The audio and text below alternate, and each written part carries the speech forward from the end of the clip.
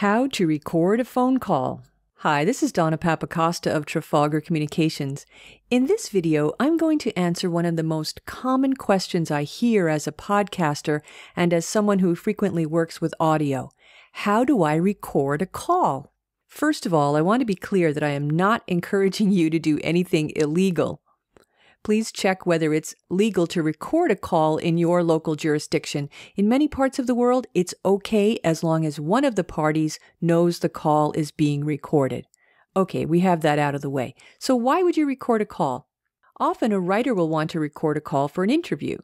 Recently, a client asked me to write a 5,000-word case study. That's a pretty long case study. I interviewed the case study subject for more than an hour. And because I was recording the call, I was able to really listen to what she was saying and ask relevant follow-up questions. I wasn't worried about capturing every word with my pen. And she didn't have to be concerned about slowing down her speech so that I could take notes. After we finished, I sent the recording to a transcription service, and I had 7,000 words that I could work with to write my case study. Another reason you might want to record a phone call for a podcast or for an audio clip. Suppose you want to gather client testimonials in audio form. I use these on my website. Or you want to do an interview for your podcast. I do this all the time. How do you record? I'm going to show you two ways. I recommend the second option because the quality of the call is better, but you may want to know about the first one. Option 1 for recording a call. This method requires a small piece of hardware. This is a voice port which I bought from telecomaudio.com for about $100. It sits beside my phone, and I run this cord from the telephone into the voice port, and I can then take the audio from the call and record it straight into my computer by plugging the cable into my computer, or I can run the cable into a portable digital recorder that can accept a line in. This is my Edirol R1, and I can use that. Now, if you record straight into your computer, you'll need to have audio editing software running, and I'll tell you about software in a minute. So this option 1 method, using the piece of hardware, is a simple way to record, but it has a drawback. The audio quality is not ideal. It's phone call quality. Now, if you're a journalist recording an interview, the quality's fine. If you're a podcaster and you want to publish the conversation in your podcast, or you're a business person who wants to put audio testimonials on your website, the quality is just okay. So let's look at option 2. Option 2, Skype. Since Microsoft bought Skype, I think it's become even more popular. If you're not familiar with it, Skype is Voice over Internet Protocol, or VoIP software, that allows you to converse with someone over the internet. Now, you can also do a video call, but we're not talking about video today, just audio. Now, let's suppose you're going to have a call with someone, and you both have a Skype account. So you make a Skype to Skype call. Very simple. Here's the thing.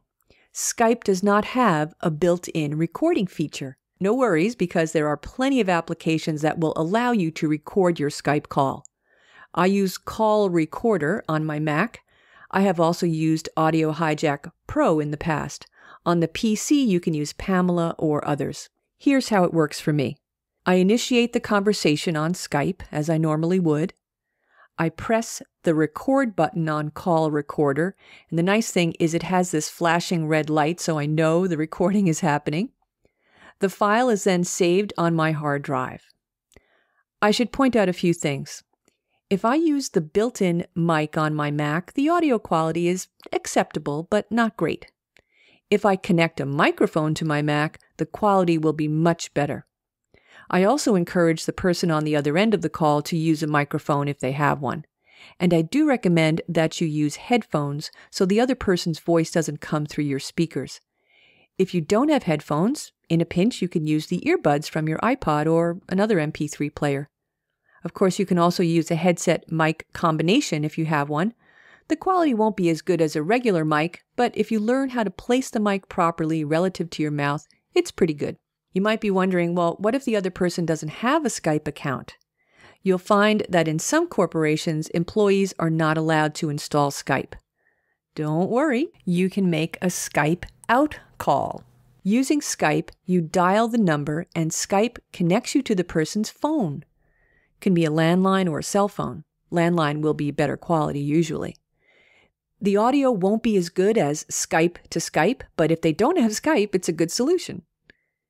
Now that you have the file on your computer, you can edit it and use it for whatever purpose, client testimonial, podcast, or an audio track for an online presentation, for example. Let's talk a little bit about software. I mentioned that if you record directly into your computer, you will probably need to have some audio software. For audio editing, a popular choice is Audacity, which is a free program, very easy to use. On a Mac, you can also use GarageBand. For Mac or PC, there's Adobe Audition, which is very rich with features, many of which you'll probably never use, and it's pricey. If you're just starting to work with audio, I recommend Audacity. Keep it simple. So now you know how to record a call with hardware, such as the telecom voice port that I showed you, or with another device, and you know how to record a call over Skype, whether the other party has Skype or not. I do recommend the Skype way to do it because the audio quality is better in most cases. I'm not going to get into a couple of other methods. For example, there are services that allow you and another person to dial in and be recorded, but again, you're dealing with low audio quality. I'm also not going to get into recording mobile phone calls, but this is possible too. For example, on the iPhone, iPadio lets me record a call. I hope you found this information useful. For more tips and tricks, visit my website at trafcom.com and click through to the podcasting page or to my TrafCom News blog and look for the podcasting posts. If you need help producing a podcast, or if you'd like to add the warmth of the human voice to your client testimonials for your website, let's talk. You can reach me at donna@trafcom.com. This is Donna Papacosta at Trafalgar Communications.